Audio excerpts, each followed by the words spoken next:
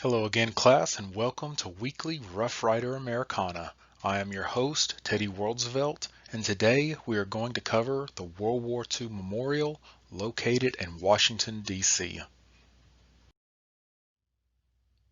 Now, as someone who has been there, and as the grandson of a World War II veteran, I will tell you that this is a very important memorial in Washington, D.C., and everyone, given the opportunity, needs to go see this place.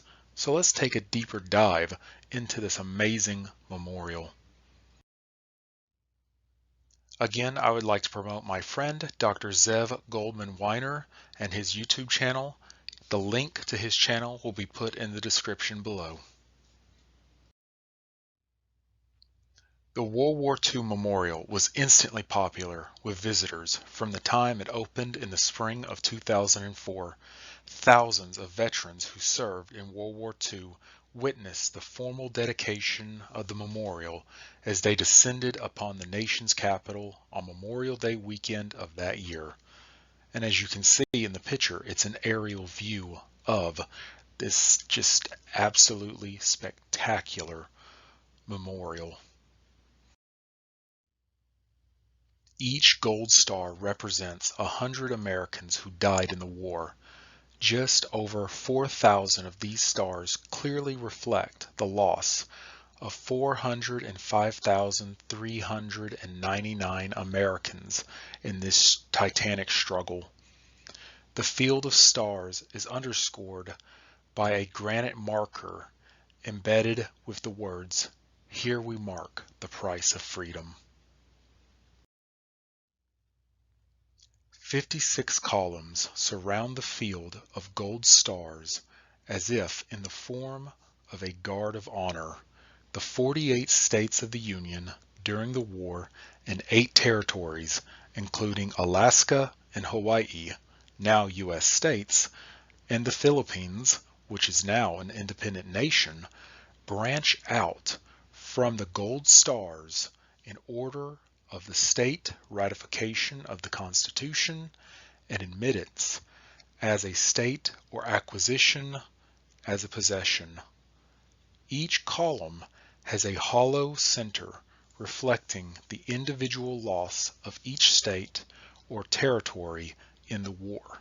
2 wreaths decorate each column in the form of wheat, the bounty of home front agriculture, and one of oak, American strength of industry. A heavy rope binds each of the states and territories together so as to represent our nation coming together in this great struggle.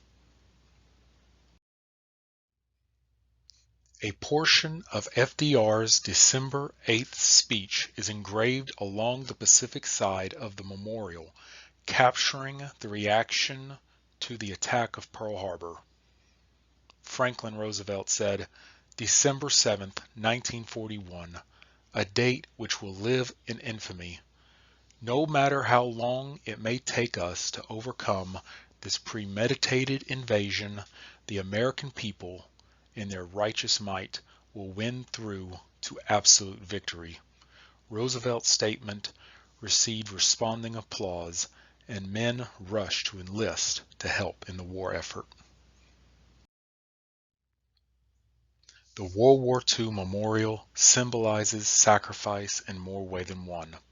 As we've already covered, a wall of gold stars recognizes the American military personnel that were killed during the war. Also, a brass relief panel as an image of men and women working on a farm chafing wheat. Since wheat was an important product, some men who lived on farms were exempted from military service, and a few of them were drafted. As mentioned before, it is a great place to go when you visit Washington, D.C. So be sure to go and pay your respects to the men and women who served their country, and many of whom who fell in the service of their country.